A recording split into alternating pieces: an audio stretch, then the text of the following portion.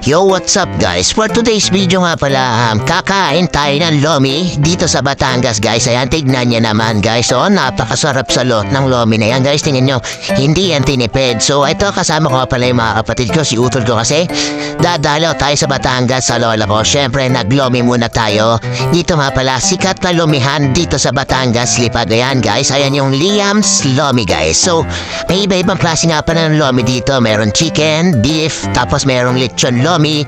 Guys, eto maluwag nga pa yung parking space nila dito guys. Ayan, kahit motor, sasakyan, ayan, kompleto maluwag yung parking space nila dito guys. So, pumunta na kayo, bisitahin itong Liam's Lomi guys. Tapos ito yung, cashier area nila guys. Tapos ito, napakaluwag ng space dito guys. Malinis dito guys. So, ayan, marami kayong mapapwestohan dito. Tapos ito, check niyo yung menu dito guys. Ayan, ang mura lang, start at 100 pesos lang guys. Special lomi na yung mabibili niya. May mga tapsi rin dito, may mga rice, may sizzling.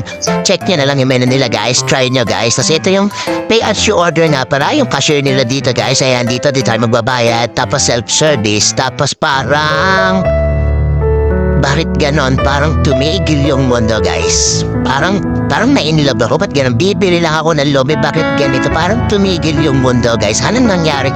Parang nag-i-slow motion talaga. Ba't ganyan yung mga tingin mo sa akin? Kakain lang ako ng lomi. Bakit parang na-inlove yata ako guys?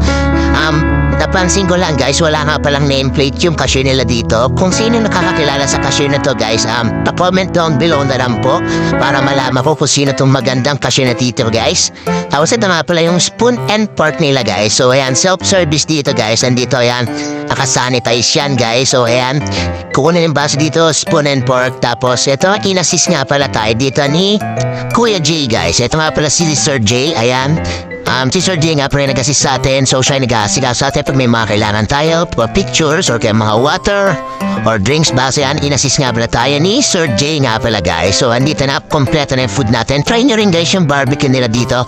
Napakasarap guys. Panlasang Pinoy. Luto man yung sinuulam yung timpla ng ano natin. Yung hindi mga bagong timpla, talagang Tagalog na Tagalog yung barbecue guys. Napakasarap niyan. Tapos ito yung lomi guys.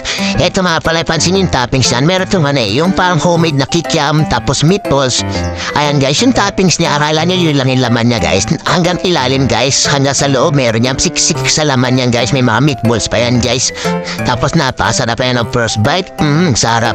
Hindi ko na ginamitan ng condiments. May mga sili dyan, sibuyas yan, kung gusto yung lagyan, patis, kung gusto nyo palagay dyan. Pero ako, hindi ko na nilagyan. Tingnan niya guys, tapos na ako kumain.